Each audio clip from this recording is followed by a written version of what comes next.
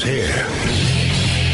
Now, broadcasting from the underground command post, deep in the bowels of a hidden bunker, somewhere under the brick and steel of a nondescript building, we've once again made contact with our leader, Mark Levin.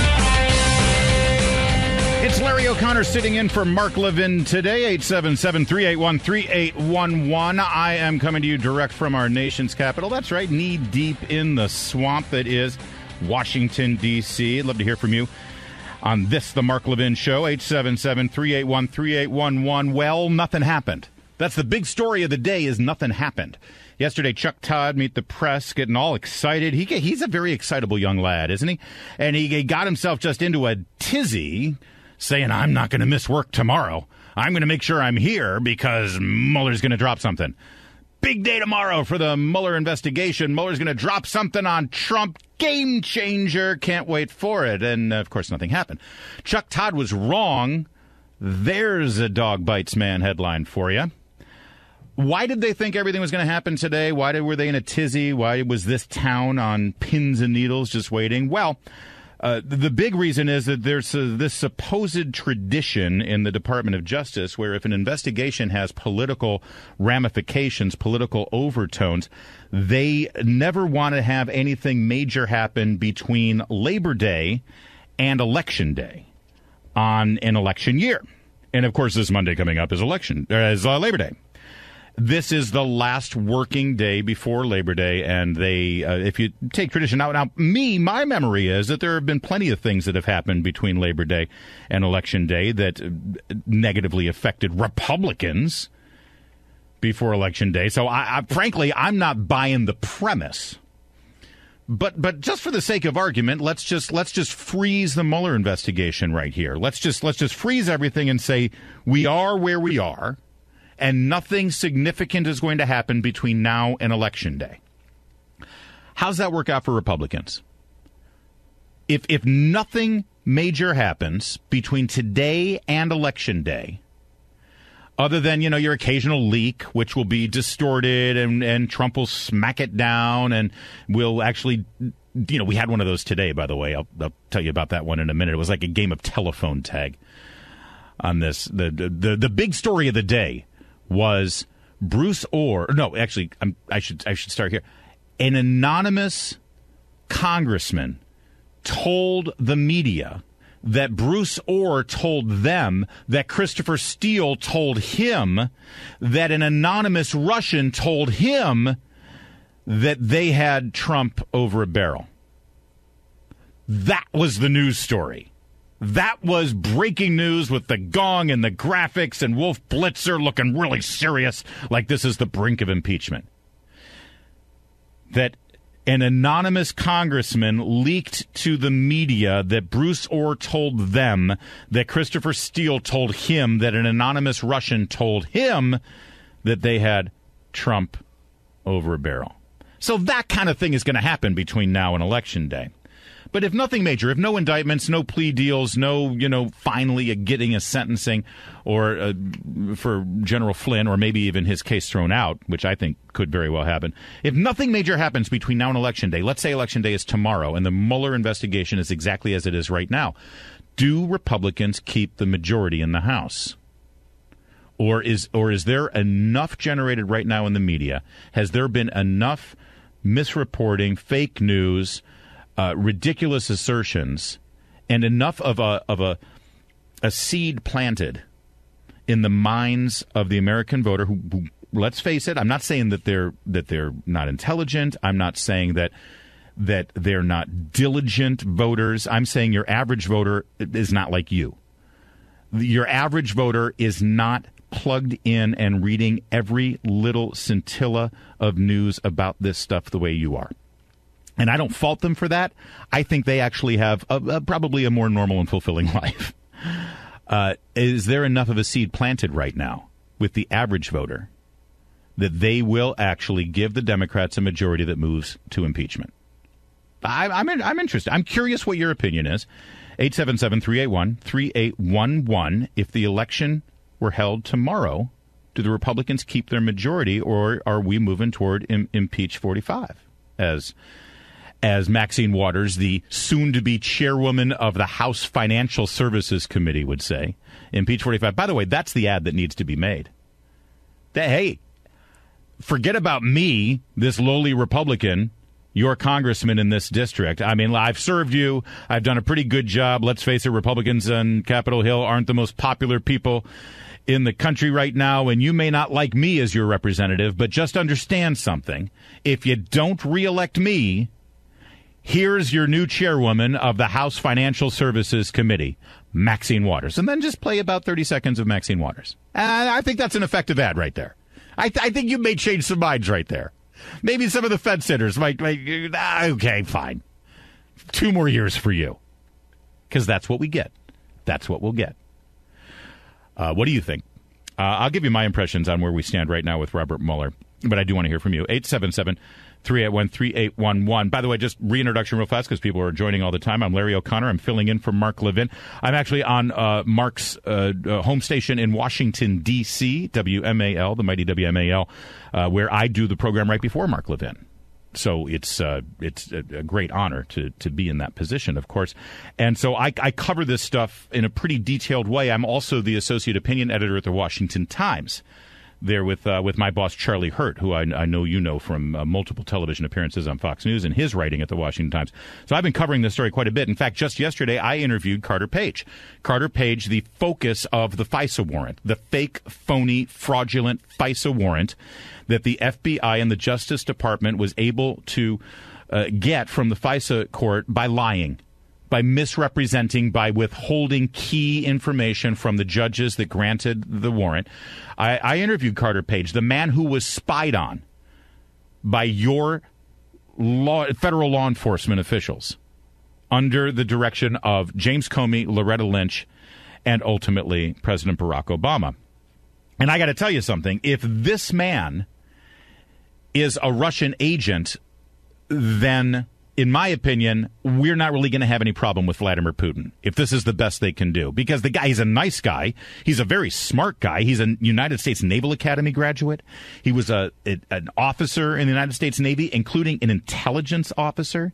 And, you know, there's 3 ways you can get into the Naval Academy, right? My daughter's on this path right now. She's a senior in high school, and she's walking down that road, man. She's done a whole bunch of stuff to get into the Naval Academy. She's got her application in. She's working on the Congress letter right now, all that stuff. Here's how you get in. You're either a Division I athlete, and they're recruiting you because they want you on their team, right, to beat Army. Thank you very much.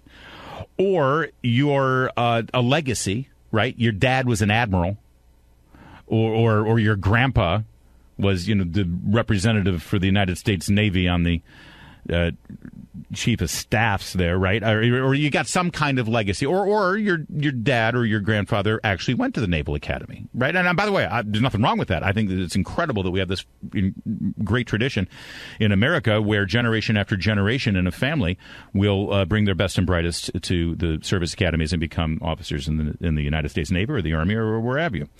Your third route to the Naval Academy is you're just an incredible person.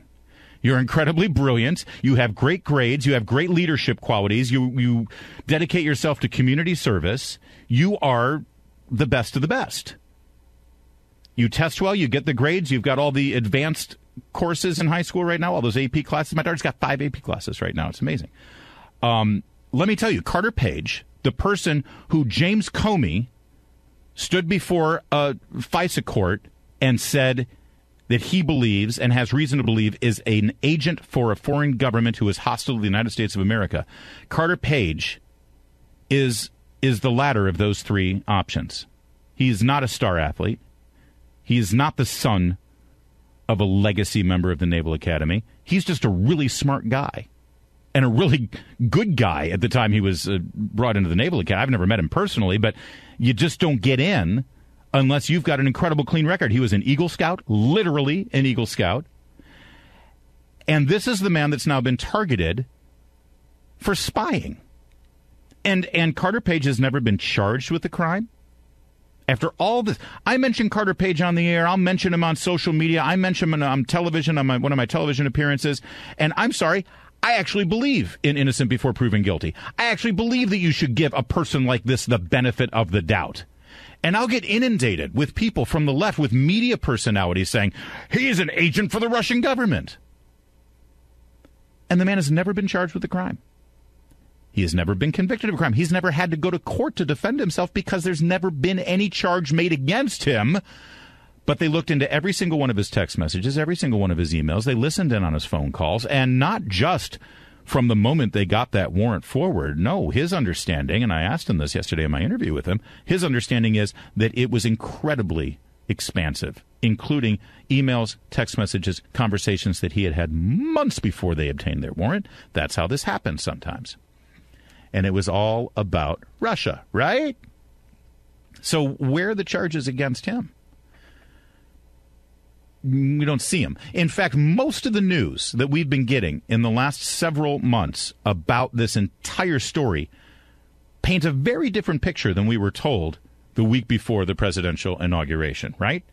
Most of the news we've been getting have to do with the fact, and I know because you listen to the Mark Levin show, you know quite a bit about this, have to do with the fact that the federal government, the Justice Department, the FBI, under the direction of Loretta Lynch and Barack Obama and James Comey,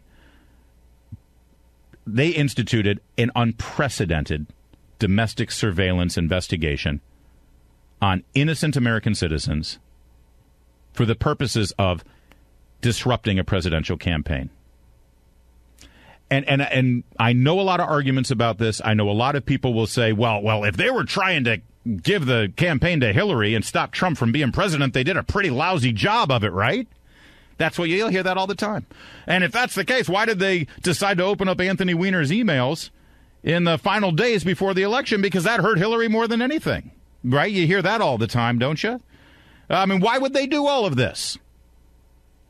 Well, all right. I'll answer both of those questions. And I'll also bring your attention to the one thing that isn't really being focused on much, that people aren't talking about enough. The one thing in this entire fiasco that was revealed in the Inspector General's report 2 months ago that seems to have gone unnoticed. And that was the direct implication of President Barack Obama in all of this. I'll give you all of that in just a moment, and I do want to hear from you. At 877-381-3811, we're sort of taking a moment here on this final day before Labor Day to reset the Mueller investigation, take our temperature as to where it stands right now, how it might affect the midterm elections, assuming that we don't have any big blockbusters between now and Election Day. And we're talking about the story within the story that people aren't focusing on. We'll give you all that here on the Mark Levin Show. I'm Larry O'Connor, sitting in for Mark Levin. 877-381-3811. Keep it right here. Mark Levin.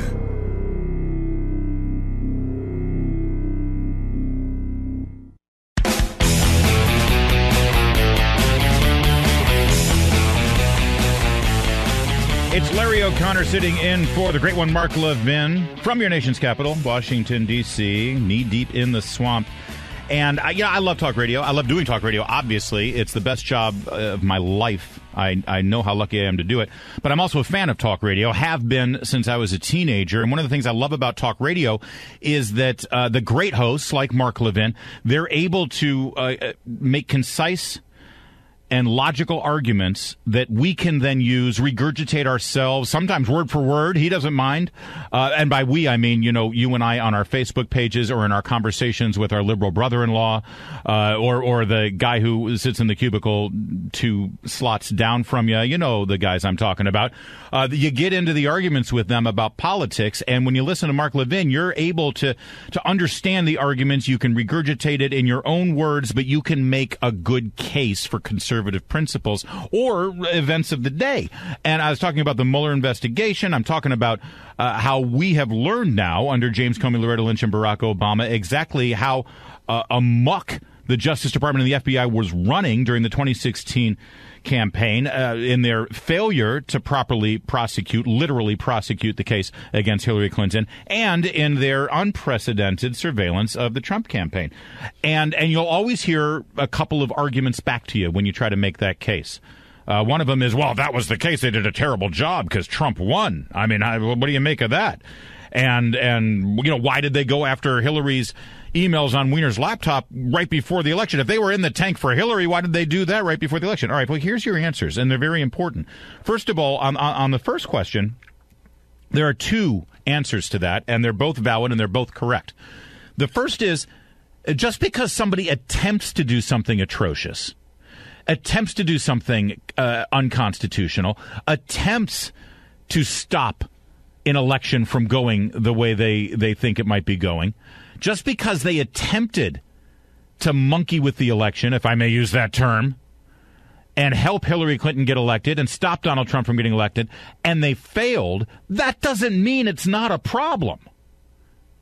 Yes, they attempted to do it. Their intention was to hurt Trump. Their intention was to help Hillary.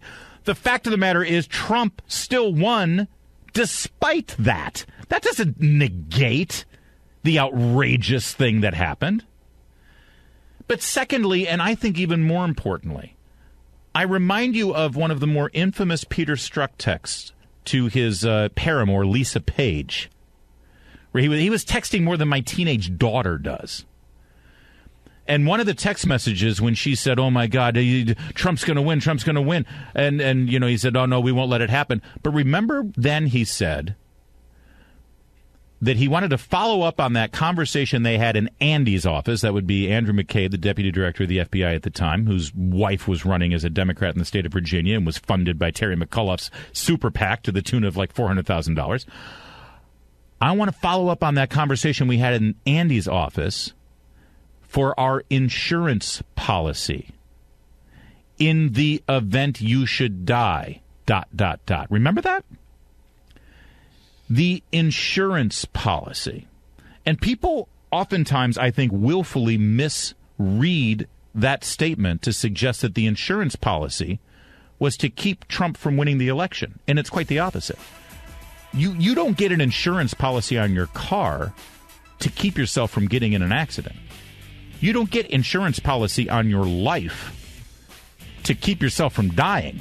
You get an insurance policy if you do get in the car accident. So what was the insurance policy? How does that relate to what we know happened? I'll explain in just a moment. I'm Larry O'Connor, filling in for Mark Levin.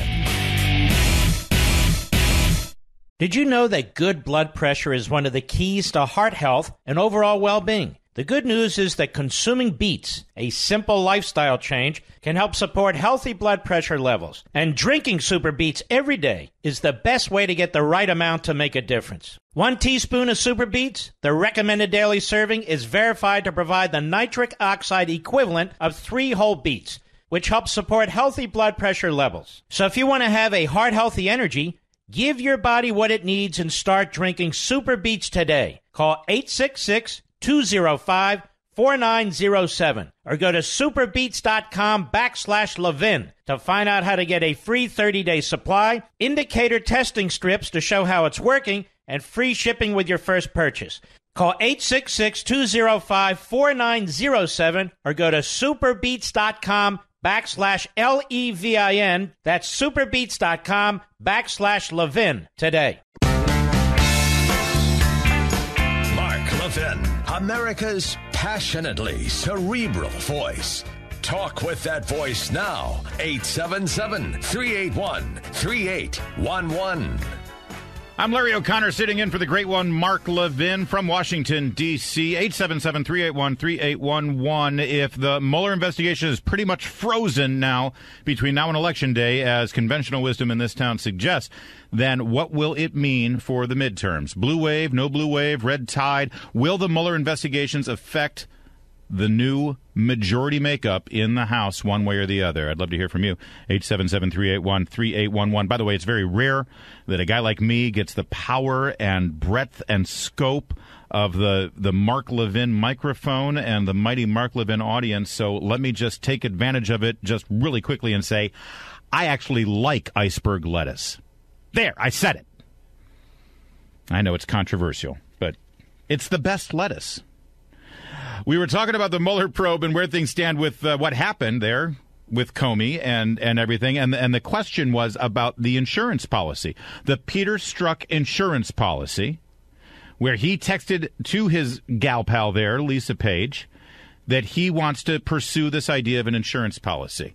You don't get an insurance policy to keep your car from getting in an accident. I want to thank Molly Hemingway, the great writer over at The Federalist. You know her from Fox News. She made this point so clear, and it's so smart, and so, of course, I'm going to borrow it. The insurance policy was just that, an insurance policy. If you get into the accident, if your house burns down, if you die, if the worst of the worst happens, then what? How do you salvage that? How do you fix that? How do you repair that? What's the disaster in this scenario? What is the equivalent politically to the car accident, the house burning down, the fire? The disaster is Trump winning.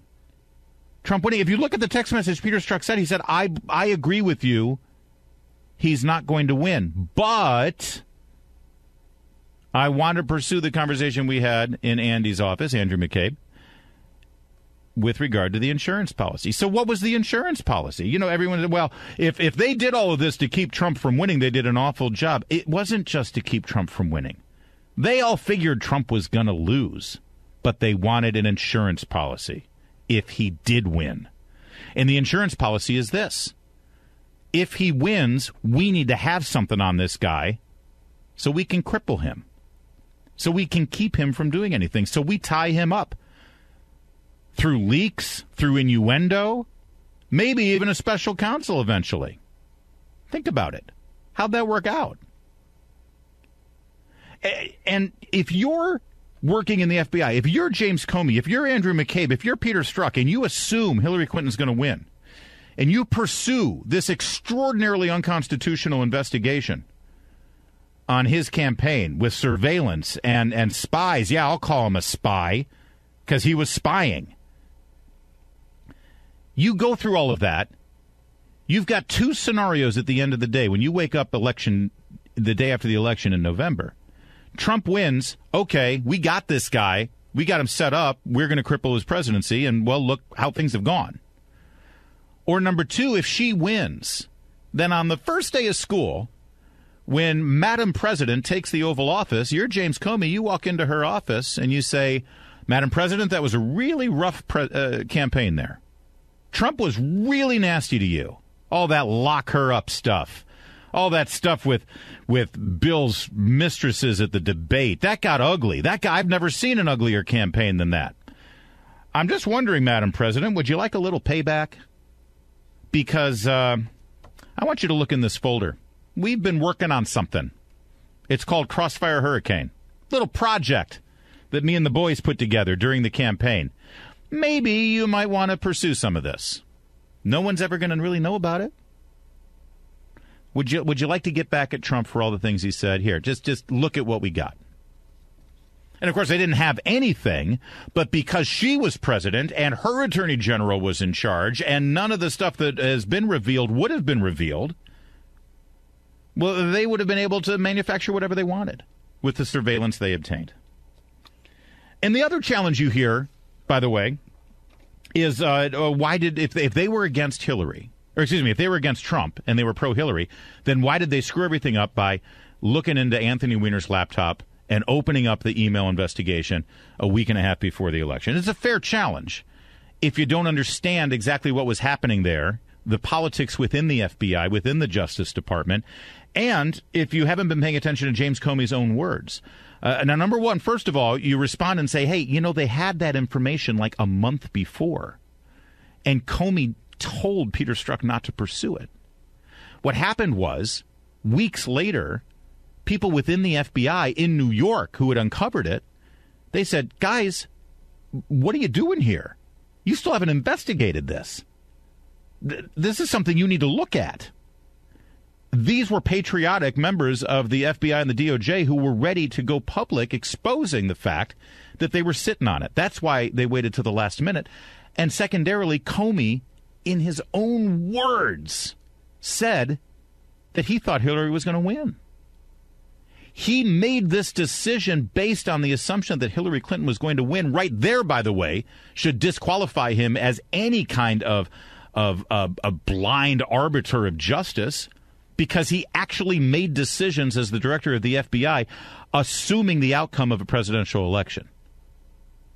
That proves that he had some bias affecting his decisions. Not that he wanted her to win, but the fact that the decision was made based on the idea that she would win. That should be irrelevant. Whether you investigate a crime or not should be irrelevant with regard to whether the subject of that investigation is going to win an election or not. If there's a crime that needs to be investigated, you investigate the crime.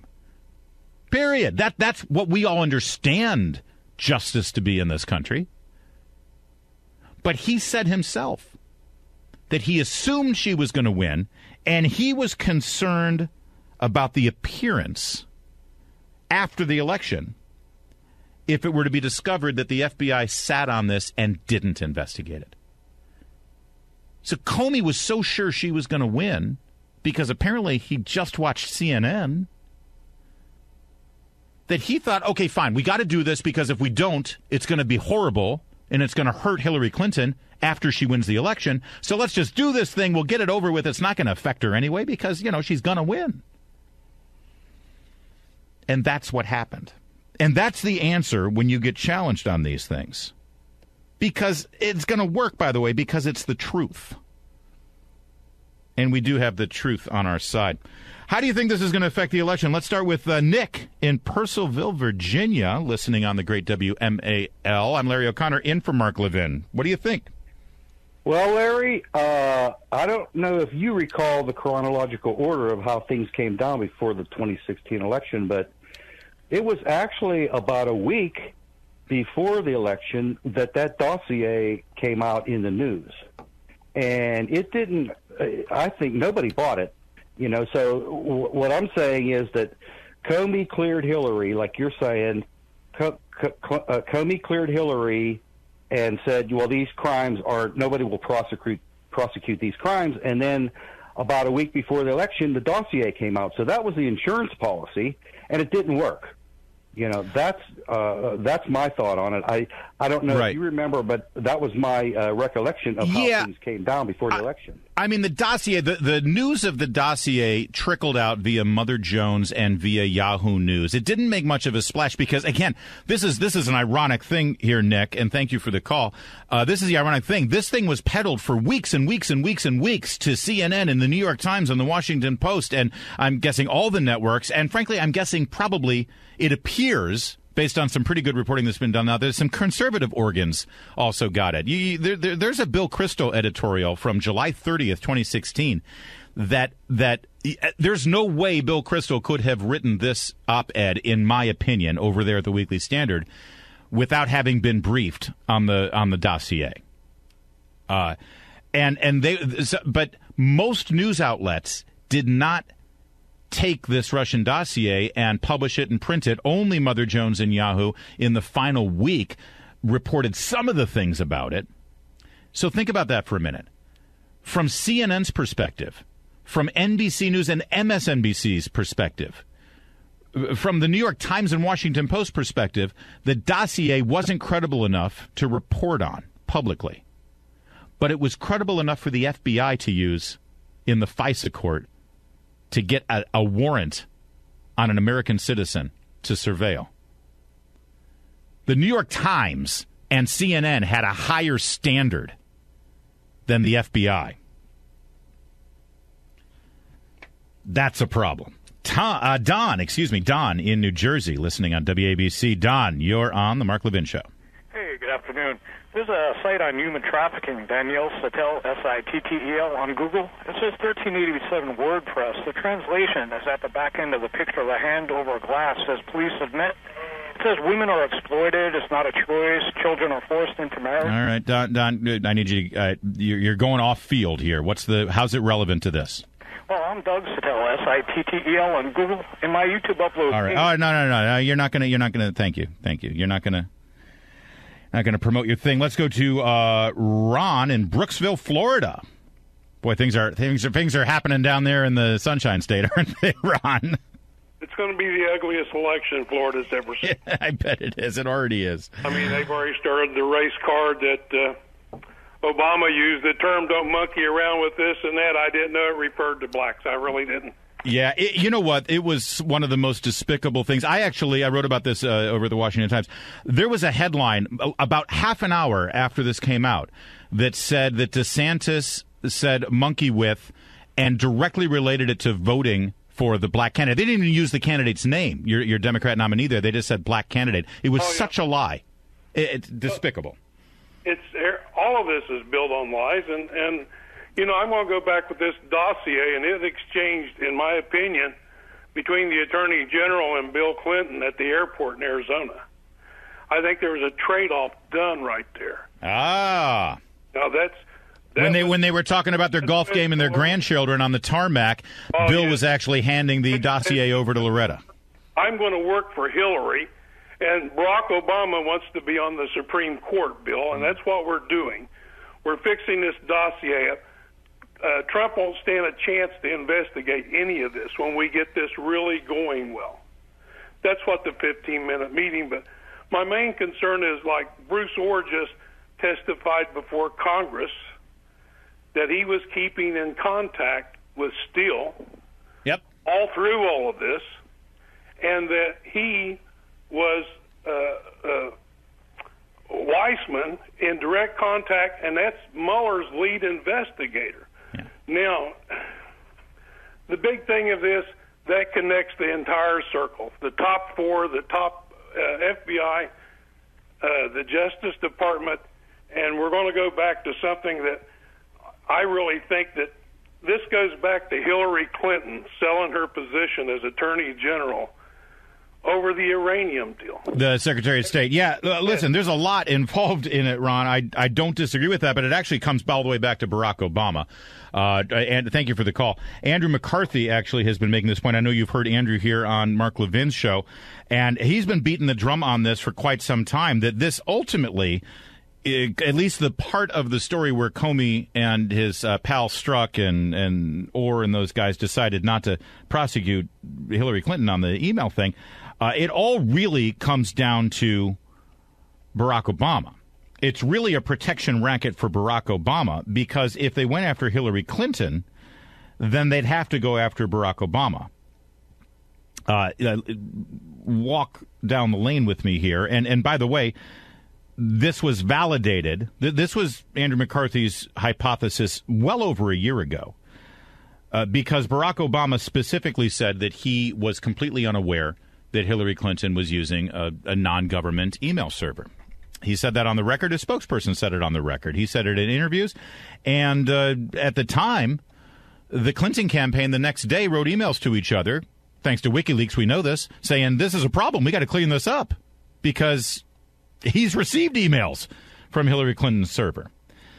Now, Andrew McCarthy's been hypothesizing that this is a major part of this, that the reason that this entire investigation reached the conclusion that it reached without any charges coming against Hillary Clinton was because it was really the only thing that could happen to protect Barack Obama. And in the Inspector General's report that came out about the FBI's handling of the Clinton email investigation, in a footnote, this exact thing was revealed. Understand that this is what happened.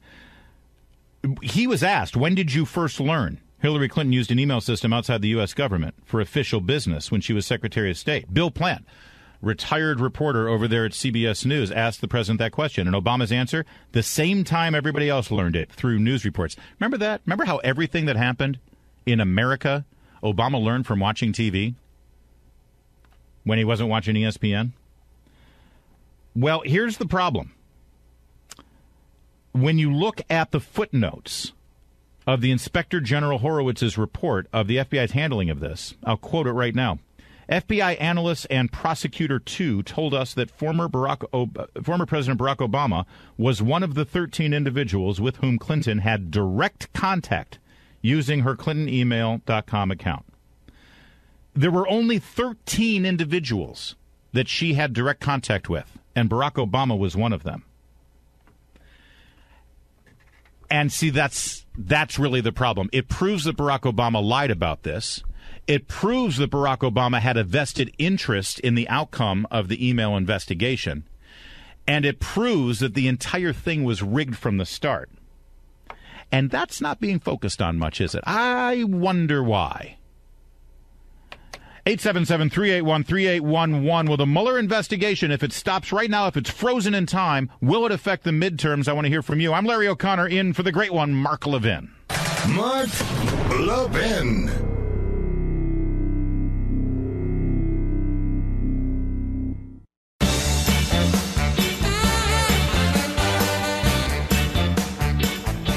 I'm Larry O'Connor, in for the great one, Mark Levin, tonight, and we're asking, if the Mueller investigation is frozen now until Election Day, which conventionalism says it is, because nothing will happen between Labor Day and Election Day, if you believe that, then will it affect the outcome? How will the midterms go? Has the Mueller investigation done enough to help the Democrats, which is, let's face it, the only reason the Mueller investigation was even begun? Michael, Napa, California. Oh, what a beautiful part of the world that is. You're on the Mark Levin Show. I'm Larry O'Connor. Hey, Larry. Thanks for taking my call. No, it will not be affected. If there was anything, any evidence at all with the amount of leaks of this president, it would be out there by now already. There's nothing there, no way. And also, Democrats have absolutely no message other than hate Trump, and that the only things they are talking about is how to redistribute everybody's wealth, and that doesn't work in an economy like this. So no Michael, way. I think you're onto something there. Thank you for the call. It's brilliant, because ultimately, outside of impeachment, what is the overriding unifying message of the Democrats? They don't have one. I'm Larry O'Connor. You're listening to the Mark Levin Show.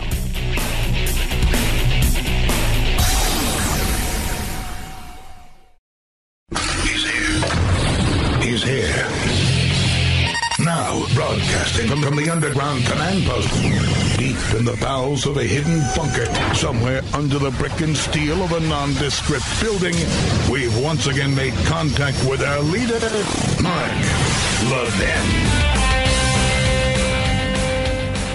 I'm Larry O'Connor, sitting in for the great one, Mark Levin, today on the Mark Levin Show. I'm in Washington, D.C. In fact, I do the afternoon show in Washington, 3 to 6 p.m., right before Mark Levin comes on my station, WMAL, in the nation's capital.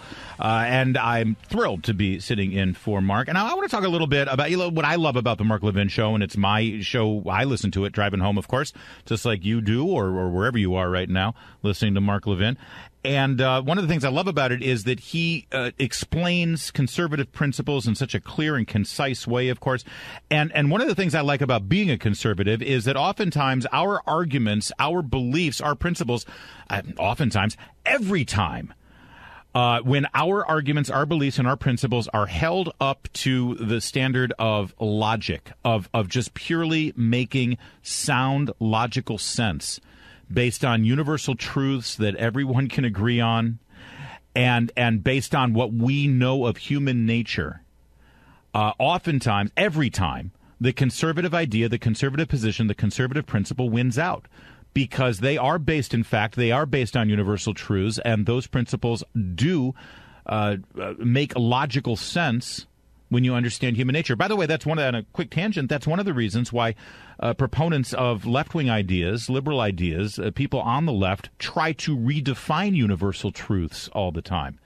I mean, what is more universal than the understanding of what makes a man and a woman? Right? I mean, it's probably the first fundamental truth we all understood at the beginning of time, that, oh, hey, there's a difference between us. You look like that and I look like this. And we do different things. The fact that they're trying to redefine gender and what makes a man and a woman, and what it means to be a man and a woman, that tells you that that's part of what they do. They try to redefine universal fundamental truths. And last night on Fox News, Tucker Carlson, I'm a big fan of Tucker Carlson. You may actually see me on his program. I'm on there on a regular basis. He made an argument about American fiscal policies, about our welfare state, and about corporations, that the reaction today was remarkable to me, because a bunch of so-called conservatives were hammering Tucker Carlson because they said he sounds like Bernie Sanders, he sounds like a socialist, he sounds like Alexandria Ocasio-Cortez. What is this all about? Now, I want you to hear this, because I agree with him. I'm going to play a little bit of it, and if you agree, if you think that oh my God, Tucker Carlson, what's happened to you? You're calling for big government. You're calling for, the United States federal government to abandon corporations and force businesses to. I want to hear from you. Go ahead and give me your gut response to this, 877-381-3811, because to me, in some respects, conservatism has gone astray in this country. I think that's obvious. I think it's one of the reasons why Donald Trump rode into office riding against the establishment Republican Party. It's why you see a bunch of people who for decades called themselves conservative on cable news are now openly contradicting themselves and their own positions and their own principles that they pretended to stand for years because they happen to not like Donald Trump. I think that in many respects we went astray, and it's most specific to this principle of do you support a free market in our economy, or do you support big business in our economy? Because the two don't go hand in hand. In fact, big business hates a free market. Big businesses, for the 150 to 200 years we have had big businesses in this country. When we started to move in the 19th century from an agriculture agrarian type of economy dominated by industry and big businesses and banks and manufacturers, it was at that moment where we saw what happens when big businesses can completely and totally run amok hand in hand with their friends in Washington, D.C. to stifle a free market. They don't want a free market because a free market means competition. If they can rig the game, they will. And they rig it by getting the government to help them rig it. It's actually the epitome of big government. The government should stay out of the economy. But because they are able to mess with what is, in fact, a free market, that's when big businesses figure out how to game the system. And I don't necessarily blame them. I blame our elected officials for allowing it to happen. So let's go to Tucker here because he makes a point about Jeff Bezos and Amazon. And, by the way, also Walmart. Listen, here's cut one. Tucker Carlson last night. Jeff Bezos, the founder of Amazon, is worth about $150 billion. That's enough to make him the richest man in the world by far, and possibly the richest human being in all of human history. It's certainly enough to pay his employees well, but he doesn't. A huge number of Amazon workers are so poorly paid, they qualify for federal welfare benefits. According to data from the nonprofit group New Food Economy, nearly 1 in 3 Amazon employees in Arizona, for example, was on food stamps last year. Jeff Bezos isn't paying his workers enough to eat, so you made up the difference with your tax dollars. Next time you see Jeff Bezos, make certain that he says thank you. Now, people responded to this. Conservatives, Republicans responded to this, Fox News viewers, saying, well, you sound like Bernie Sanders. What are you doing? What are you arguing for a living wage? You're arguing to raise the minimum wage? You're arguing to have the government mandate that Amazon pay their employees? Well, that's not at all what he's saying. That's not at all what he's saying. Listen to what he's saying here. Here's cut two, because he ties Walmart into this as well, and it's critically important if we're going to stand for something here. Here's Tucker Carlson, cut two. What about the Walton family? They founded Walmart. Collectively, they're worth about $175 billion. That's more than the entire gross domestic product of Qatar, the oil-rich Gulf state. The Waltons could certainly afford to be generous with their workers. Instead, they count on you to take up the slack. In 2013, taxpayers sent more than $6 billion to Walmart's employees for food stamps, Medicaid, and housing assistance. Now, I understand how we instinctively hear a person attacking a successful business and the people behind that successful business and criticizing them for not paying their employees enough. And we instinctively say, whoa, wait a minute. That's none of our business. They should be able to run their business however they want. If they can get employees to work for, $7 an hour, $8, that's their business. Let the employees make that decision. If they don't want to work for Walmart, let them get some training and some education. They can get a better job somewhere else. I get that. I understand that. I don't disagree with you. And by the way, that's not the argument that Tucker's making. Tucker's not saying that the government should force them to pay their employees more.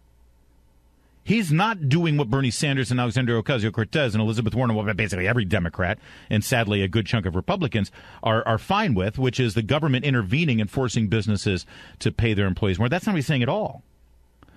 What he's saying is they're only able to do that They're only able to keep their employees on a 40-hour work week and pay them poverty wages that won't even put food on their tables because they know you and I are putting food on their tables. We are subsidizing those low wages. This is in a way corporate welfare. If you can take a job and work 40 hours a week for a huge mega billionaire company like Amazon, and you can still put food on your table because you get food stamps paid for by the generosity of the American taxpayer, well, then you'll go ahead and take that job. Now, if you don't have that safety net, if you don't have the ability to put food on your table, if you're making this poverty level wage from Amazon, what are you going to do? You're going to say, I'm sorry, I can't live on that. You need to pay me more. That's how a free market works. Right now, it's not free. It's not a free market at all because Bezos and Walmart and these other major corporations know that you're footing the bill. Now, he's not arguing that the government should force them to pay their employees more. What he's arguing is we should stop subsidizing those corporations by paying for food stamps. Let the market truly be a free market. How is this not a conservative principle? As my friend Steven Crowder would say, change my mind. Change my mind. Because I'm all in with this. 877-381-3811. And by the way, I think in part, listen, it's been said a lot, this is why Trump won. Well, in a way, this is kind of why Trump won. Because the Republican Party was so beholden to the United States Chamber of Commerce and big businesses and big corporations that they instinctively and frankly in a very lazy way just jumped on board. Anything that's good for big business is good for me, good for the country, good for the economy. Well, not really. Not really. Understand something about big businesses. Big businesses don't have a political ideology. I don't want a big business to have a political ideology. I'm a stockholder in a bunch of these companies. I own their stock. I don't want them to be political. I want them to make a profit. And they're going to figure out how to make a profit however they can. Good for them. Mazel tov. Make more money. I want my dividends. I want my share price to go up. Fabulous. But whether it's a Democrat in the White House or a Republican in the White House, whether it's a Democrat majority on Capitol Hill or a Republican majority on Capitol Hill, the company is still going to do what the company needs to do to make a profit. I'll give you a perfect example. GE. Now, when Jack Welch was the CEO of GE and there was a Republican in the White House and GE was making, tons of money with major manufacturing, with the aerospace and the defense industries and all that, everyone assumed that GE was a conservative company, that GE was in the back pocket of the Republicans, right?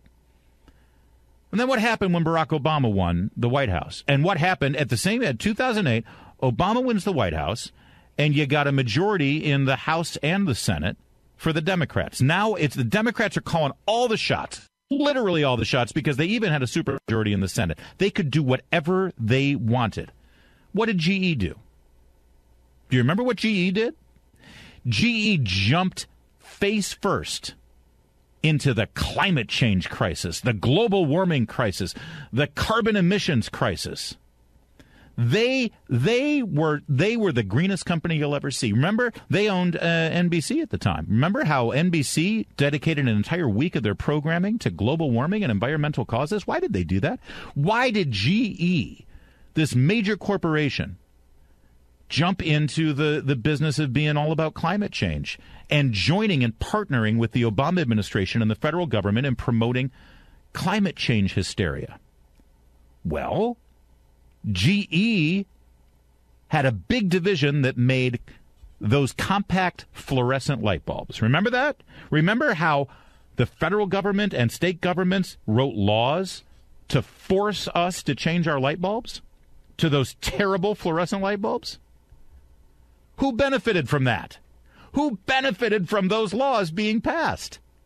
Well, if you had to throw out your 89-cent incandescent light bulb and replace it with a $5 fluorescent light bulb, that's going to show up pretty good on the revenue sheet for GE. Oh, but it got even better, because 2 years after that, all the studies came out explaining how dangerous those compact fluorescent bulbs were. Not only did we all hate them, not only did we hate the light that it put out, not only did it give us headaches, But if you break one of those things, you got to get in a hazmat suit to clean it up because it's full of, here's the punchline, terrible things for the environment. Things that'll make you sick now. I'm not talking 600 years from now when the oceans rise or whatever. I'm talking about today. That thing breaks in your house. You don't want to inhale that stuff. So then what did GE do? Oh, it's beautiful. It's art. It's magical. I'm in awe of what they were able to do with this in such a short time. They came out with LED bulbs. So first, they jump on board with the environmental thing. They get the Obama administration and the Democrats to write all these laws that outlaw the incandescent lamp, which was, by the way, the incandescent light was a fantastic, incredible invention. How much was an incandescent light? Seriously, 50 cents for a light bulb. And it gave out a beautiful light. And it was fantastic, but it took too much energy. So then they get the compact fluorescent bulbs, which everybody hated, and it cost 10 times more money, right? But everyone hated them, and then we found out they were dangerous if you broke them. So then what do? The LED bulb. The LED bulb now costs, what, $15? But it is a beautiful light. I mean, the light it emits is fantastic, and it'll last forever. And if you break it, it's not dangerous. So how many expensive light bulb transactions happened for GE as a result of them jumping on board with climate change? Do they care about climate change? They don't care about climate change, and they don't care about politics, and they don't care about Democrats or Republicans. They care about their profit. God bless them. That's great. Get the government out of that business, and then you've really got a free market. And that's the point that Carlson's making here. Why should your tax dollars pay for food stamps for someone who has a 40-hour work week at Amazon, but they can't put food on their own table? You're subsidizing Jeff Bezos. I hope you're happy. How is that not conservative? I'd love to hear from you. 877-381-3811. I'm Larry O'Connor. It's the Mark Levin Show. Mark Levin.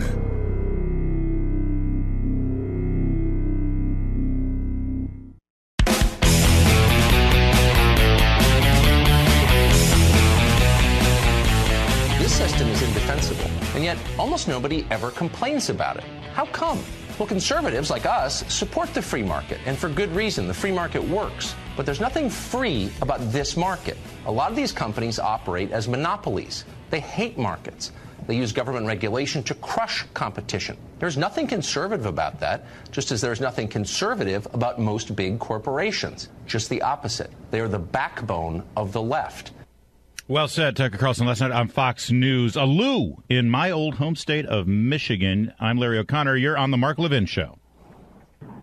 Hi, I just wanted to suggest, Larry, that some of these guys like Bezos and the Wall, these are very, very rich liberals. They profess to be Democrats, but when it comes to their own, they're total hypocrites. They say they believe in the welfare state. They believe in Democrats. Democrats criticize corporations for treating workers like garbage. And what do? The exact same thing. In fact, remember when Seattle was going to increase those taxes, and Amazon told them they're moving. Yet that's the Democratic policy. So they're really just hypocrites.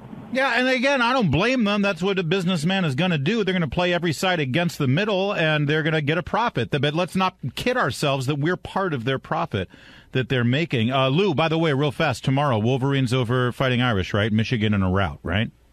Got to be Wolverines. Go blue, baby. All right. How about Kelly, also in Michigan? Wolverine State is coming through. You are on the Mark Levin Show. Hi, Larry. Thank you.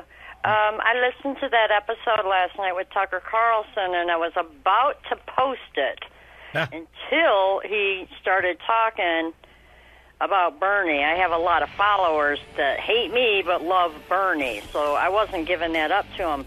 It would have been better had he Tucker told the nation about what was going on and maybe a way to work with it. But I'm wondering. I hear you, Kelly. We got to leave it there. I didn't mind the Bernie thing, and I'll explain why in a minute, because a lot of people like Bernie. They just like him for the wrong reason.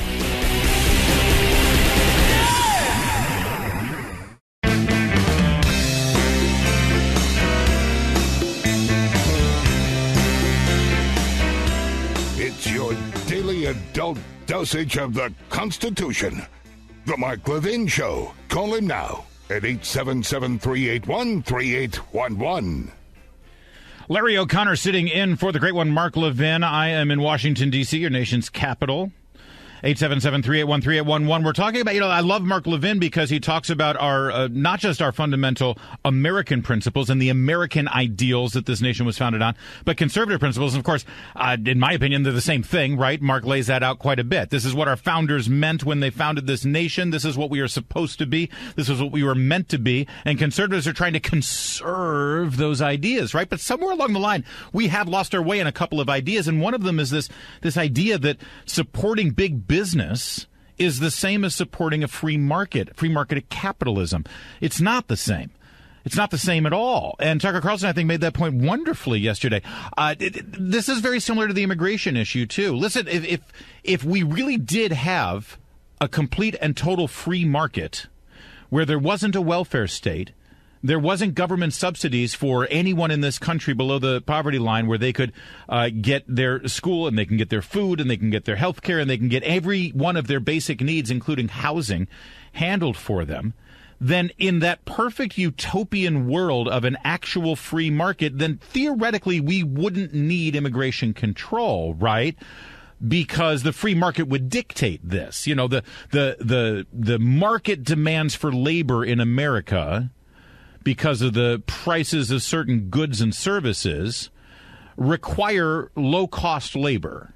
And that low-cost labor isn't available currently in the job market. Therefore, we need to import that labor. That's the idea behind having lax immigration controls. That's why you challenge a Milton Friedman on this, and you say, well, so you're for open borders, right? I actually remember interviewing Rand Paul about this during the campaign, and I challenged him on it. I said, well, if you're really a libertarian, if you're really for the market determining all of these things, then why aren't you also for open borders? Because technically, that's just a supply and demand issue. There is a demand for that cheap labor, and so therefore the supply is coming from another country, and that's just the basic. And he said, theoretically, I believe that. The problem is we have a welfare state. That's what Milton Friedman said. You can't have both. You can't have open borders and a welfare state. Get rid of one of them. Right. But we lost our way on that because of the U.S. Chamber of Commerce and big businesses sort of taking control of much of the thought process of the Republican Party, dictating that what was good for big business was therefore good for capitalism in America and therefore good for Republican principles. But it hasn't really played out that way. And here's Tucker last night pointing this out, where he was accused of being a Bernie Sanders socialist, where he made this point specifically about Amazon here and Walmart here. What about the Walton family? They founded Walmart. Collectively, they're worth about $175 billion. That's more than the entire gross domestic product of Qatar, the oil-rich Gulf state. The Waltons could certainly afford to be generous with their workers. Instead, they count on you to take up the slack. In 2013, taxpayers sent more than $6 billion to Walmart's employees for food stamps, Medicaid, and housing assistance. See, they're only able to pay the wages that they're paying their employees because they know, and the employees know, that they're going to be able to put food on the table and have a roof over their head thanks to you. Thanks to your taxes, thanks to money confiscated by the federal government and then paid out to people who are working at these companies and not making a real wage. Now, I'm not saying the government should force them to pay a living wage or whatever they want to call it these days. I'm calling for the government to get out of this business altogether. That's what Tucker is calling for, too. Why is this not a conservative principle? Why is this not something that we can embrace? Is it because we have this knee-jerk gut reaction whenever there's criticism of a big company and what they pay their employees? Because the left has owned that all of a sudden? Because the people who scream in the streets and block traffic for a $15 McDonald's worker wage, because they own that now, so we can't say, well, I don't agree with your goal, but I do agree with one part of this, and that is the federal government should stop paying these benefits on behalf of a corporation. It really is a subsidy. Sal in Colorado, Rocky Mountain High. I'm Larry O'Connor in for Mark Levin. What do you think, Sal? Well, it's sad. It's really sad because these companies, they have commercials where they talk about America and things like that, but when they don't take care of their employees and do more things to help them out and dump it on the taxpayers and the nation, this hurts people, and it's not fair. Now, in the real world, Sal, what do you do for a living? So right now, I do bill. How do I do it? You're making me nervous, Sal. You should be able to answer this easier. You should be able to answer. But I do the paperwork for my brother because. All right. But what kind of business? Right. All right. Well, in the real world, he's a core driller. Oh, core driller. Yeah. Okay. So in the core driller world, right? And he's got employees for his company, right? If he doesn't pay a good wage or give good benefits to his employees, what are those employees going to do? They're going to have to get benefits from the government because they don't have enough to take care of them. Well, or they'll go to your brother's competitor and say, "Listen, dude, I'm skilled. I know how to do this job, and but he's not paying me enough. How about if I work for you?" And that's what a competitive free market employment world looks like, right? That's what anybody would do, right? If they're unhappy with the money they're making, especially, by the way, in a job environment like this where there's actually more jobs available than there are people to fill them. And so if that's what happens in the real world, why can't that happen with America's most successful companies like Amazon and Walmart? And why can't Republicans and conservatives champion that idea? That's I guess, it would be a good thing. I think it would be. And I think it's actually a popular message. Sal, thank you for the call. And again, I'm not saying that the government should force companies to do this. I'm saying actually, again, that we open this up so that the market is freer, that if you've got a job, you're not going to get all of these benefits. And that's when the employee says to their boss, dude, we're not going to give food stamps anymore. You need to pay us. Now, listen, I understand how the economy works. I do understand what ends up happening here. What ends up happening here is that Walmart and Amazon are going to have to pay for this. And they're going to pay for this by increasing the cost of their goods and services. I get that. Okay? I do. They're going to have to make a choice. Do I make as much profit as I have? Again, Amazon, richest company ever. Well, at least Bezos is the richest man ever. Technically, I think that Apple is now the richest company ever, and they're paying slave wages in China. That's a whole other story. They will have to raise the cost of their service, Amazon, and their goods, in the case of Walmart. I get that. And ultimately, you will have to pay for that, right? Through the cost of using Amazon service or through the cost of buying underwear at Walmart. I do understand that. That's how this will work. Here's the difference. You get to choose whether you buy something at Amazon for an actual fair market cost instead of the deflated cost of using Amazon. Amazon does not actually cost you what it should cost you if they were paying their employees enough where they didn't have to be on food stamps, right? You're getting a break in the cost of your Amazon if you choose to use Amazon.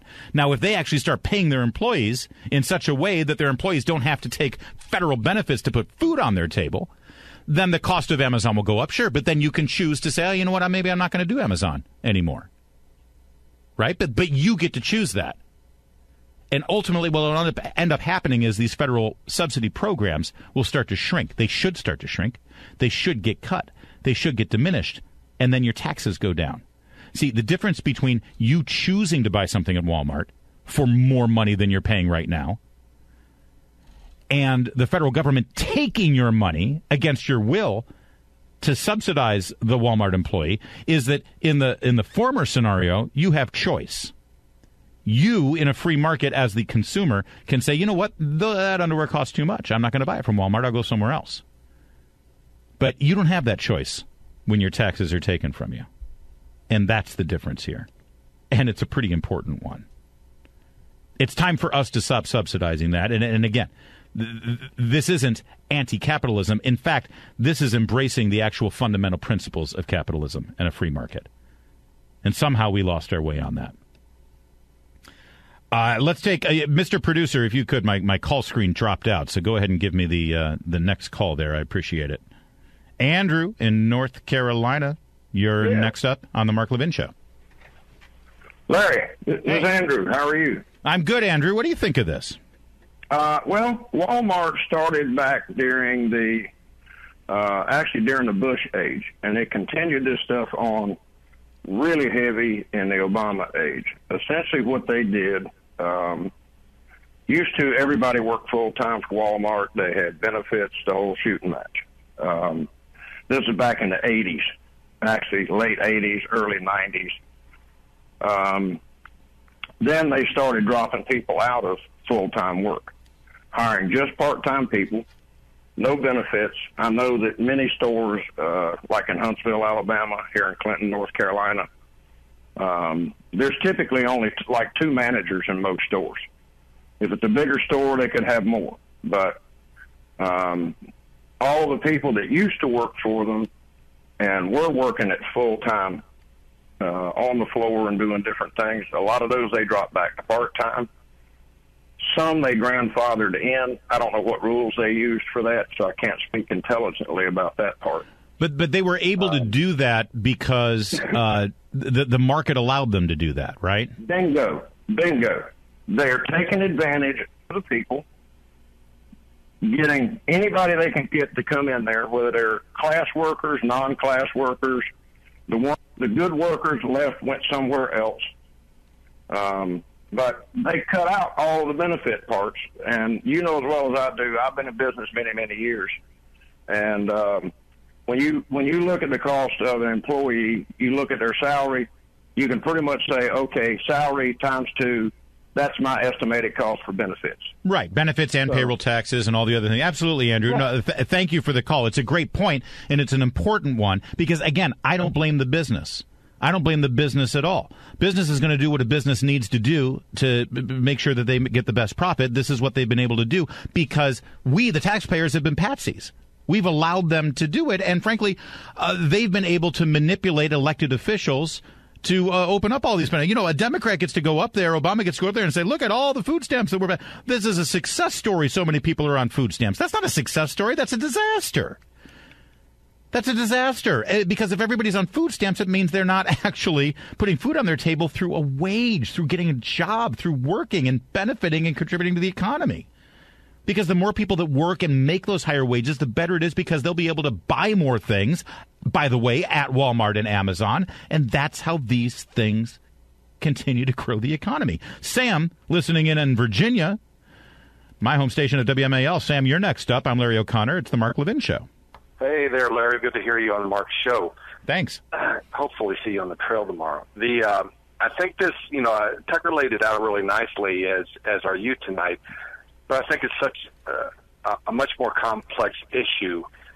And as far as conservatives go, I think we're walking, kind of a thin line on this. And my explanation for it is that, recently the big argument was about minimum wage. And we all, everybody came together and said, we shouldn't have a minimum wage because, why? Because it should be driven by the market.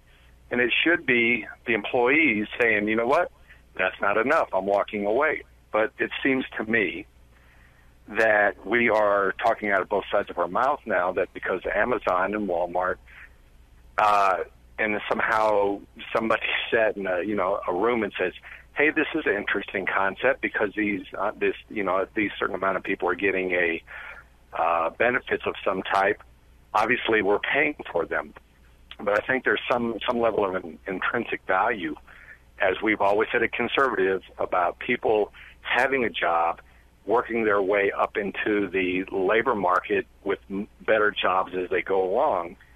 And I think the real angst that I have and where we should focus our anger is toward, reforming these subsidies. Yeah. Because I think if we pull the rug out and say, you know what, if you're getting this much, if you're working for Amazon, you work for Walmart, and then you're also, for lack of a better term, double dipping, and you're still able to qualify for subsidies, we're going to yank the subsidies. Yeah. Well, what are people going to do? They're going to, just like with the health care argument, they're going to cut back on their hours to where they just go right underneath the bridge. So it should be more, in my view, of a test of time. So theoretically, Sam, no, I understand the point you're making, and I think it's a fair one. I disagree with you on one point, because if that scenario happens, that means Amazon and Walmart start losing their employees, and ultimately they do need employees, so they will start enticing people back to work. But you're right. Listen, it's not like you can push a button and everything changes, right? I totally get that. I do. But by just sitting complacently and allowing big businesses to be able to take advantage of what we are providing with our tax dollars as these entitlements grow bigger and bigger and bigger, and they're allowed to grow without any kind of repercussions, that's got to stop at some point. And it stops by having this conversation. Sam, thank you for the call. A couple more on this in a moment. A lot of you want to chime in, and I appreciate that. And also, I'll remind you of the great words of President John F. Kennedy when he challenged us to put a man on the moon. Apparently, he wasn't just talking to us in America. I'll explain in a moment. I'm Larry O'Connor. It's the Mark Levin Show. Mark Levin.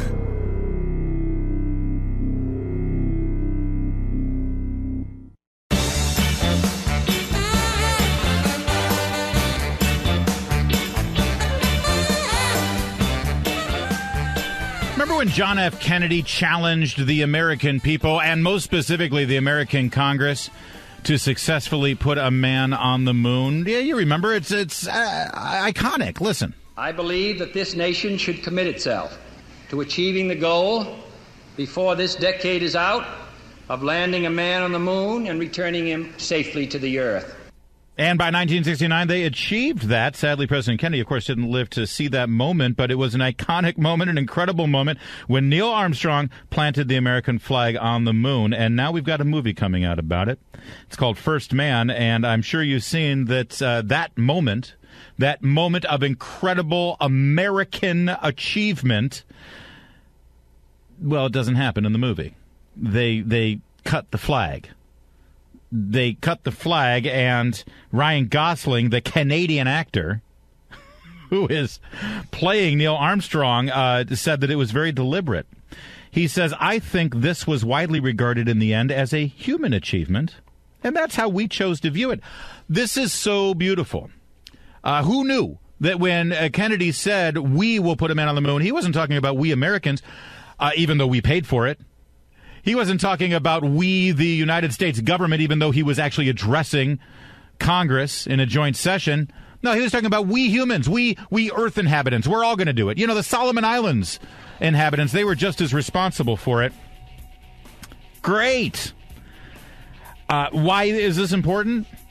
Because right now more people believe that Kennedy was assassinated by the people who were depicted in Oliver Stone's film than by what really happened. Movies matter, culture matters, this matters.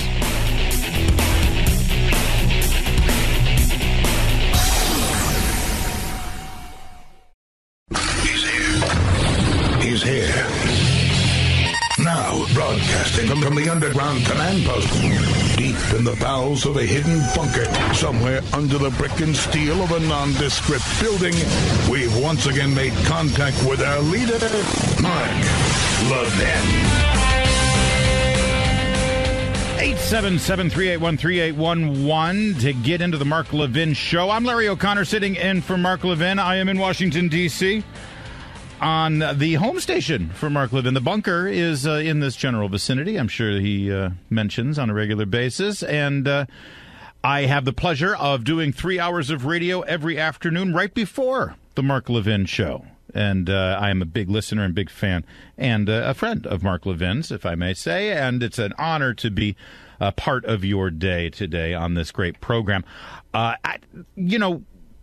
Sadly, the school shooting issue has reared up its head again after this event last weekend down in Jacksonville, Florida, at the gaming thing. I'm a gamer. It's remarkable to me that this story didn't stick around very long because it didn't fit the narrative that people who want to infringe on the Second Amendment want it to fit into, right? It was a handgun. It was bought in Maryland, which has some of the strictest gun laws in America. Didn't stop former Governor Martin O'Malley, by the way, from tweeting out that the NRA and Florida laws were responsible for this. What a complete nincompoop.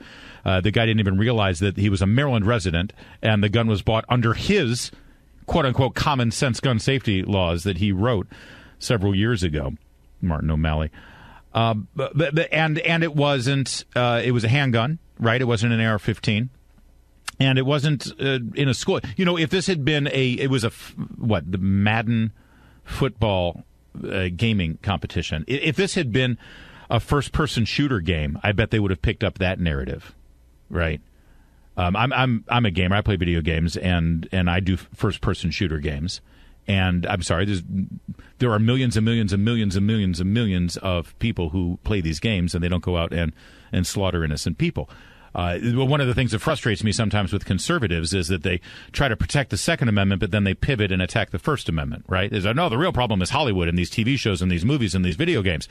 Don't infringe on my gun rights, but let's start looking at the content of these films and these video games. No, I'm sorry. Let's protect the Second Amendment and the First Amendment, okay? The same argument you would make about all the millions of gun owners in America who own guns and don't slaughter innocent people because they're responsible gun owners. Well, you can say the same thing about people who play video games and watch TV and watch movies. There are millions of people who play those games and they don't end up doing violent acts either, okay? How about we set aside trying to attack any rights here and try to get to the core of the issue? And it is a complex issue. I'll grant you that. But as children are going back to schools right now, the phenomenon of school shootings in particular are back in the news. And people are trying to, wring their hands, what can we do to protect our children in our schools? And I'm not trying to minimize the dramatic aspect of what happens when there is one of these horrible school shootings. But I think we kind of lose the plot a little bit on this.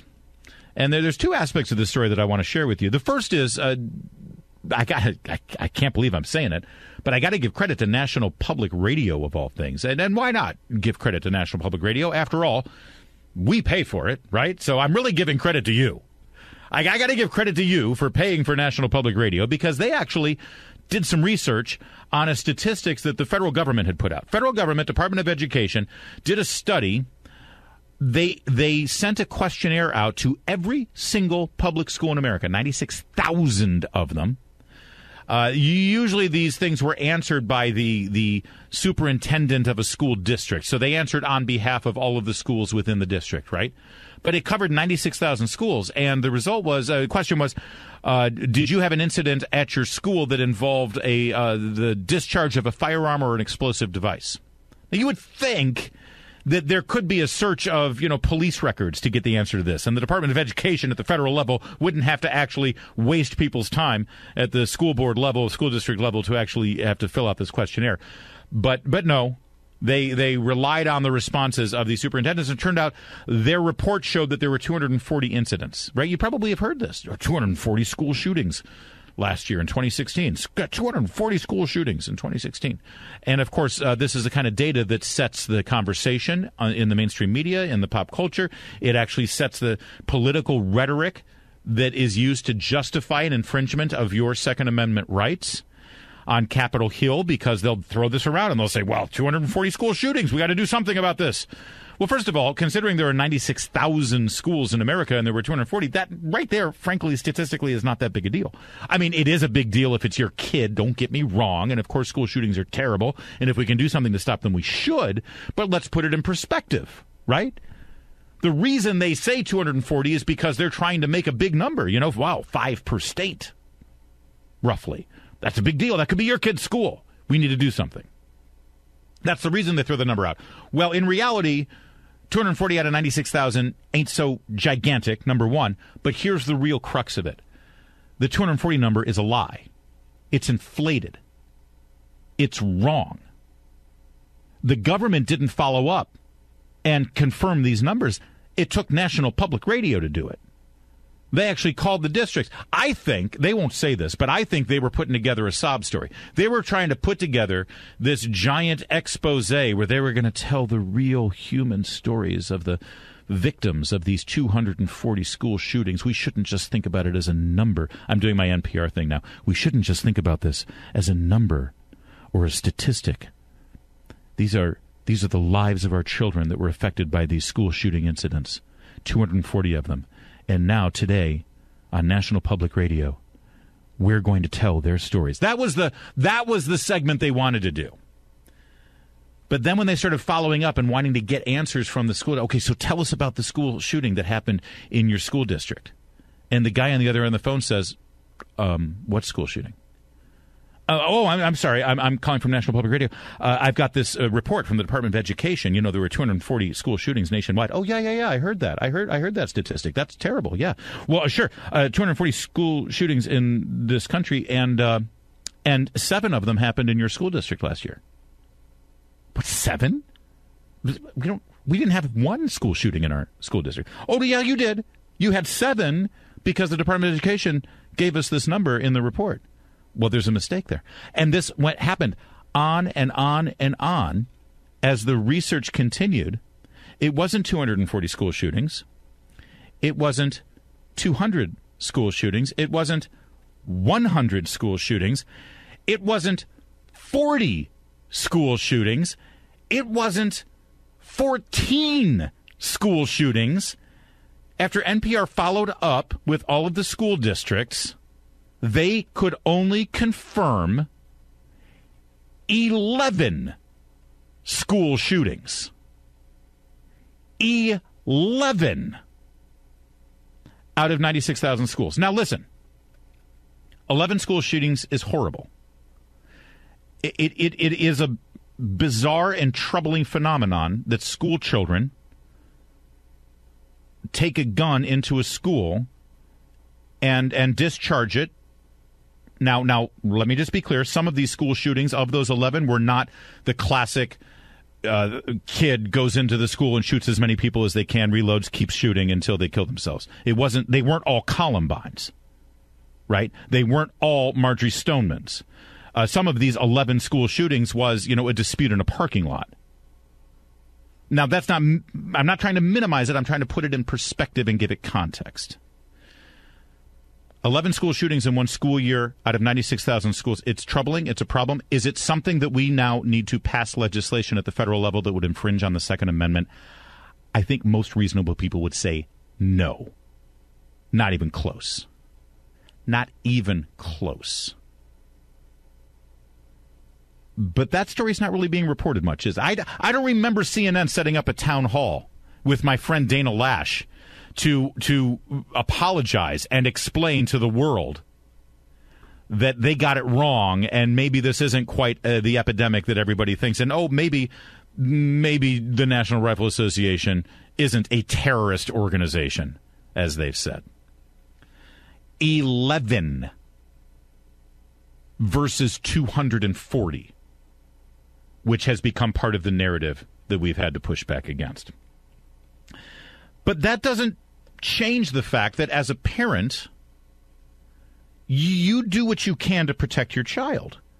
And if your child is potentially in danger, even if it's remote danger, you would like to put in certain measures if you can to protect them, especially in the school that you're paying for, whether through your tax dollars or through your private tuition to a parochial school. Although it is interesting that these school shootings tend to just happen in public schools. Have you noticed that it's not the kid in the Catholic school that ends up doing this and shooting up all their friends? I wonder why that is. So if we can protect our kids, we should. If we can do something to keep them safer in school, we should do it, right? So what's your idea? How would you like to protect our kids? What do you think would be a good idea to secure our schools better and actually protect children if, in fact, that horrible, very rare occurrence were to take place and somebody does come into the school trying to shoot kids? 877-381-3811. What do you think is the best solution here? 877-381-3811. Up in Massachusetts, beautiful, wonderful, crazy liberal Massachusetts, a local school district in Boston, they've come up with a solution. I want you to hear this. This is not parody. This is not Saturday Night Live. This is not a funny radio bit. This is very real. It was on the Boston Fox station where they were highlighting how a school district is now handing out survival buckets for each classroom. Listen. Rope, hammer, duct tape, wooden doorstop. Brockton Public Schools is supplying every classroom with these lockdown buckets. We're a district that is progressive, and we're paying attention to what is happening around the country. Superintendent Kathleen Smith says in order to focus on education, teachers and students need to feel safe in their classroom, and that requires this equipment. It is the reality, and I don't think there's a parent out there, a superintendent, a community that wouldn't take a look at something like this and really give it some thought. We need to protect the kids in the classroom from a madman with a rifle coming down the hall, so we're going to give you a survival bucket with rope, a hammer, and duct tape. Now, the only thing in that bucket that I see of any use would be the hammer, I suppose, if you were going to use it to bash in his skull, although, it's not really a ranged weapon. So you'd have to have pretty good aim to throw that hammer at his face. But I can see it. But that's not actually what the hammer is for. Listen. The school district partnered with Lowe's to provide staff with supplies should they be in a situation where they either need to barricade the doors, break open a window to get out and run, or in the worst case scenario, fight back. I hope we never have to use these. The hammer has two uses in this scenario. The first is to pound a door wedge under the door so the guy can't open the door. And then you can use it to break the window so you can run out the window and escape. You're not even supposed to use the hammer on the guy's head. Now, I don't know. I don't want to jump to conclusions here, but I'm thinking you might have some better ideas on what we should put in the bucket. If you're handing out a survival bucket to the classroom so that they can protect themselves against a shooter, what are you putting in the bucket? 877-381-3811. We'll get to your responses in a moment. I'm Larry O'Connor, and this is the Mark Levin Show. Mark Levin.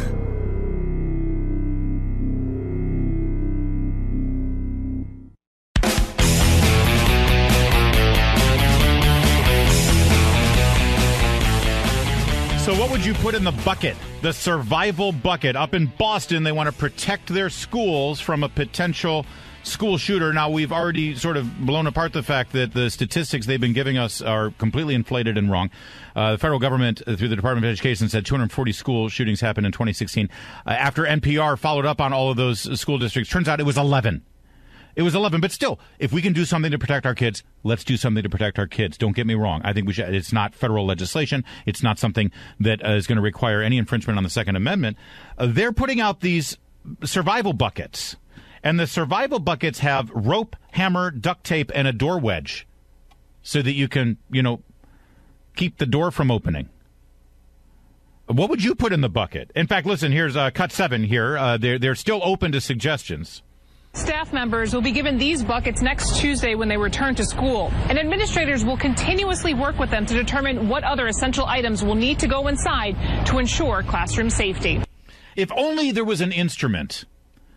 If there was only some kind of device that we had that you could put in that bucket, that survival bucket, maybe the teacher could have it, and that instrument could actually stop the person with the gun. And not something that would require you to get up close to him like a hammer. Something where you could use it from far away and use this device, and that device could somehow stop the person dead in his tracks, if I may use that phrase. I'm sure there's something out there.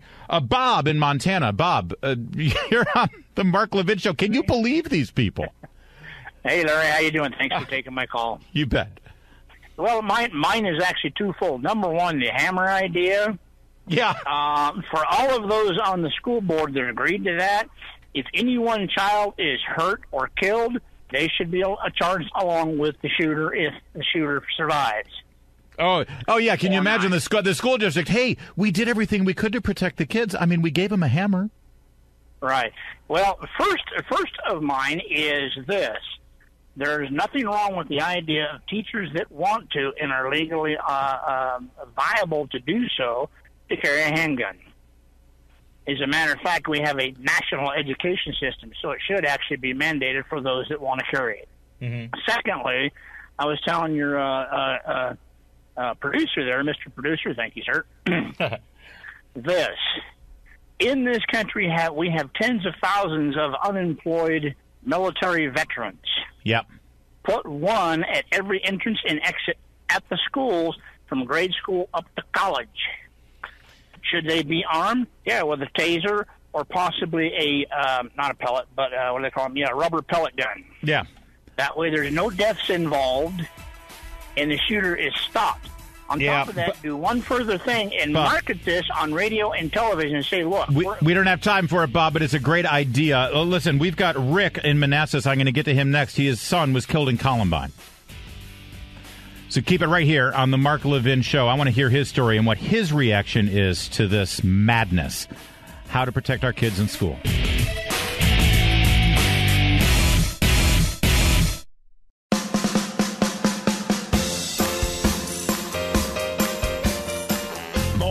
Logic than allowed by law. The Mark Levin Show. Call now at 877-381-3811. I'm Larry O'Connor sitting in for Mark Levin today, 877-381-3811. I am in Washington, D.C. I'm actually, I broadcast 3 hours right before Mark Levin on our D.C. station WMAL, and it is a pleasure and honor to do that every day, and it's certainly beyond a pleasure and honor to sit in for the great one today, talking about how we defend our kids. I think the conservatives, when we try to push back against gun control measures, and we're smart to do so, and we try to protect the Second Amendment, and we're righteous to do so when it is under attack after a school shooting or any other mass shooting in our society, we sometimes don't stop for a moment and actually say, well, that said, as a parent, it freaks me out to think that my kid could get shot in school. I got 4 kids, and it disturbs. And if all we do is protect the Second Amendment, it sounds like we don't care. It sounds like we're heartless. It sounds like we're, and listen, I understand, that's just emotion, and we conservatives, we don't dwell in the world of emotion. We dwell in logic and thought and facts, and I get it. You're right. We do. But if we don't have some emotion going on there, too, and if we don't sympathize with the parents, usually moms, who don't like the idea of their kid being vulnerable in their schoolroom, and all we talk about is the right to bear arms, well, it comes across as though we're not recognizing that the idea and thought of losing our child in this horrific way isn't something that resonates and something that, at the very least, we should speak to. Now, we speak to it not by infringing on our Second Amendment, not by taking guns away, because we know the facts are on our side here.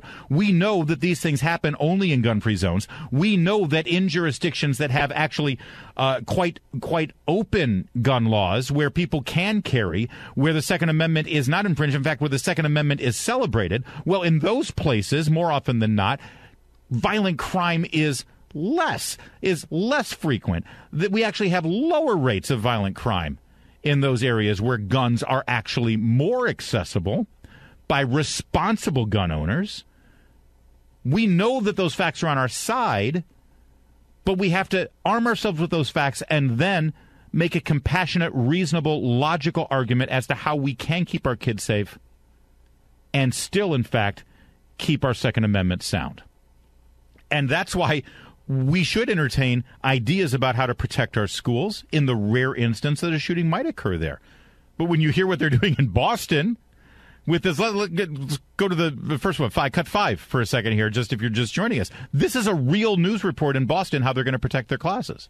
Rope, hammer, duct tape, wooden doorstop. Brockton Public Schools is supplying every classroom with these lockdown buckets. We're a district that is progressive, and we're paying attention to what is happening around the country. They're progressive, all right. Superintendent Kathleen Smith says in order to focus on education, teachers and students need to feel safe in their classroom, and that requires this equipment. It is the reality, and I don't think there's a parent out there, a superintendent, a community that wouldn't take a look at something like this and really give it some thought. Well, no, you're right. There are parents and communities who are taking a look at how to secure our schools. We're just not doing it with a bucket full of a rope, a hammer, and a doorstop.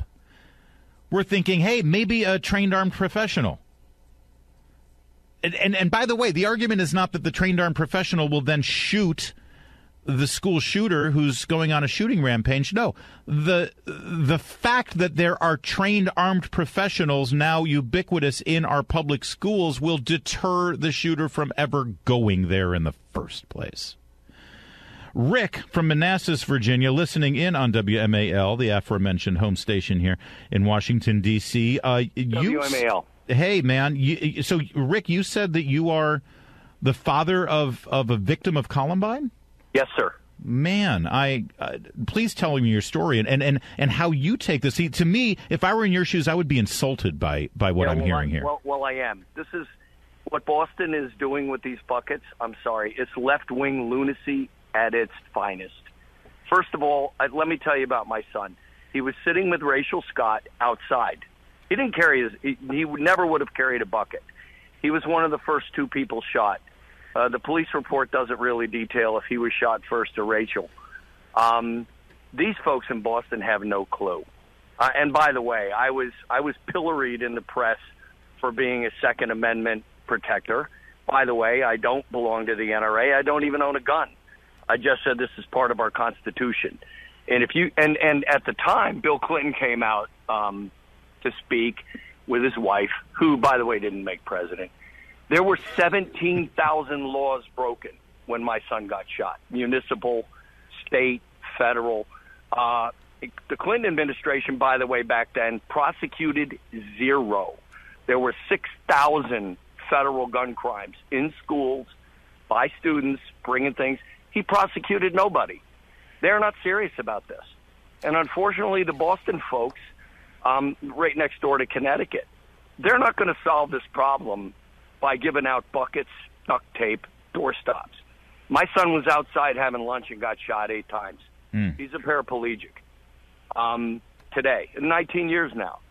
And the sad part of this is that they're not going to do anything to prevent it. The children, I say the children, they were 17 that shot my son, they had made school videos. The school said, they had a right to privacy with these videos, claiming they were going to shoot all their students. Had they had a school resource officer who had watched and looked and listened to the scuttlebutt like any good beat cop, they would have known that these were dangerous folks, both on psychotropic drugs, both, you name it. I mean, go ahead, Larry. I mean, no, Rick. Listen. I don't want to interrupt you because it's not often we get to hear this kind of firsthand testimony from someone who is in your position. I gotta. Did the events in Columbine turn you into an advocate? I mean, obviously, your first priority was and has been, I'm sure, your son. Well, but what about the issue itself? Did you become an advocate for these events? No, and I'll tell you why. There were advocates on the other side. There was a gentleman there that lost his son, became a paid person for the Brady faction. I testified before Congress, both the House and the Senate. I was actually on one of the dais with Governor Gilmore on Project Exile. And unfortunately, the Democrats, and I hate to pillory them, they turned it into a racial issue. It was pretty clear. You use a gun, you should go to jail. You think you're going to bring a gun to school and somebody finds out about it, whether or not you have free speech as a 16-year-old, that's up to your parents. It's not for the school system to say, we have to protect your rights. You're allowed to make videos of killing your fellow students. They could have predicted that. That's the sad part of that travesty. Yeah. I don't remember you in Michael Moore's movie. Michael Moore is I'm not going to curse on your TV show. I mean, your radio show. He's a POS. Yeah. Even he took advantage of my son, Michael Moore. Michael Moore has armed guards. Oh, yeah. Rosie O'Donnell has armed guards. So Oprah has armed guards. Al Gore has armed. All of those left-wing lunatics have armed guards. Why? Because they don't want somebody coming after them. Unfortunately, the panacea that thinks you're going to fix this by getting rid of guns, criminals. Look, Chicago. Look at Rahm Emanuel in Chicago. And I don't mean to get political. They get the strongest gun laws in the nation. Of course. And how many people die every weekend? They don't even care. But yeah, And can you imagine them going to those neighborhoods in South Chicago and saying, you know what, you guys should get buckets with hammers, because the shootings are going to happen anyway. You should just bar yourselves in your homes to make sure that they can't get into your house. Just let me give you this. I think school resources officers make a lot of sense. They're a lot like beat cops. They can spot the people that would have a propensity to want to kill their fellow students. In my son's case, my son was in the band. He wasn't part of the football team. He never bullied anybody. He's eating lunch outside. Giving him a bucket outside? What are they going to carry buckets around like lunch boxes? It's insulting. It's insulting. It's worse than insulting. It's just stupidity at its finest. Rick, can you said your son is a paraplegic now. He's got to be 36 years old now, 38? Well, actually, he's 38 going on 39. He was 17 when he got shot, and it was 19 years ago. How's he doing? I mean, obviously he's a paraplegic, but actually, he's morphed his position about gun control, but I think it's more of his Hollywood influence. I had some influence when he was 17, and now he lives in Hollywood, and he Occupy L.A. and some other things. But God love him. It's his right. Of course. He deserves that. We have a difference of opinion now about guns. He's just, in my opinion, he's not realistic. But he's been to get rid of guns in this country. But setting aside the politics of it, listen, I can understand somebody going through what he went through and certainly being influenced by his environment to sort of, end up in one side of the equation. I honestly, doesn't even matter to me. I'm more interested in, does he have a good life? Does he have a family? Has he been able to sort of put things together after that horrific? I mean, I can't imagine at 17 years old for that happening to me. Right. So the day he got shot, I got on a plane and went to Colorado, bought a house, stayed there and went through rehab with him and stayed in the hospital, lived through rehab. And the folks out there were great, by the way. But there was this constant, you got to get rid of guns, you got to get rid of guns. And it's like, look, I'm an engineer. I do engineering for a living. This doesn't solve the problem. Criminals don't give a damn about what a law says. They just don't. And it's naive to believe they will. Just look at Chicago. Look at any big city that's got a gun problem. Yeah. And it's not the gun problem from the law-abiding people. It's the gun problem from the hoodlums, the Crips, the Bloods, you name it. It's not the people that pay attention to the Second Amendment. Hell, the people that cause most of the problem don't even know what the Constitution says, the Bill of Rights, and they're not well educated. Rick in Manassas, thank you so much for calling in. God bless you. I can't imagine going through what you went through, and love and prayers to your son as well. Thanks for calling in today on the Mark Levin Show. That's the beauty and amazing power and reach of this program, where we're talking about how to protect our kids in school, as we all us parents are thinking right now, as it's back to school time, and it is in the back of our minds, these school shootings, and then a father of one of the victims of Columbine happens to be listening and calls in and tells his story. One other story. We talked earlier about this Department of Education study that falsely, erroneously, feloniously claimed that 240 school shootings happened in 2016. NPR goes, investigates it all, and it turns out not even close. In fact, it's 11. But there was one other study that got blown apart this week. In fact, just today, John Lott, the great John Lott, who wrote the essential book, More Guns, Less Crime. John Lott is not a gun guy, per se. He's not a Constitution guy. He's not even a Second Amendment guy. He's a numbers guy. He's a statistics guy. He's a guy who actually looks at studies and numbers and facts and crunches the numbers. And he, like you and I, continued to hear this one study done by a criminologist named Adam Lankford. And this study shows, how many times do we hear Barack Obama or anybody else on television, a Democrat, a Hollywood actor, an advocate, whatever, they always said this is a uniquely American problem. This is unique to America that we have these mass shootings. These mass shooting events only happen in America. Why is it? Why doesn't it happen in France? Why doesn't it happen in Finland? Why doesn't it happen in Russia? Why doesn't it? And they keep saying this is just about America, right? And when Obama said that, the journalists just they swallow it, hook, line, and sinker, right? John Lott actually followed up with the Obama White House and said, what's your basis for that? But Obama would say that 31% of mass shooters happen to be in America, even though America only accounts for less than 5% of the world's population, but we account for 31% of the mass shooters, right? You've heard that. Obama used to say it all the time. Democrats say it all the time. You hear it all the time. Anderson Cooper probably has it tattooed on his butt at this point. So John Lott says, what's your basis for that 31% number?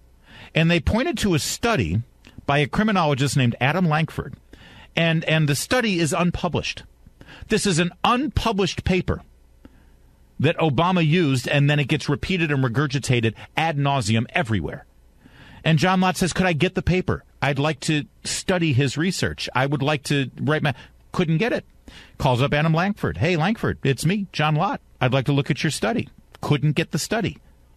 He kept asking. Nope, not going to give it to you. Couldn't get it. No one can get this study because it hasn't been published, but that doesn't stop people from quoting it. So John Lott took it upon himself to do his own study of mass shooters around the world. Now think about this for a minute. How are you going to do this study? You got to rely on public reports of criminal events around the world.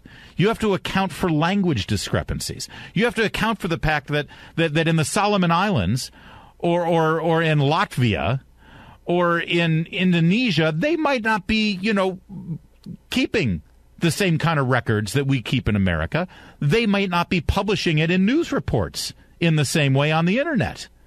And this is a worldwide study, right? And Lankford, he's not given any of the data up. So John Lott went ahead and diligently did this study over the course of the last 15 years, accounted for the language issue, accounted for the lack of reporting in these smaller countries. What did he find? Did he find that America accounted for 31% of the mass shooters around the world? Not even close. I'll tell you what he found. He published it today. He published his findings today. I'll tell you exactly what he found in just a moment. I am Larry O'Connor. I'm sitting in for Mark Levin. You're listening to The Mark Levin Show. Mark Levin.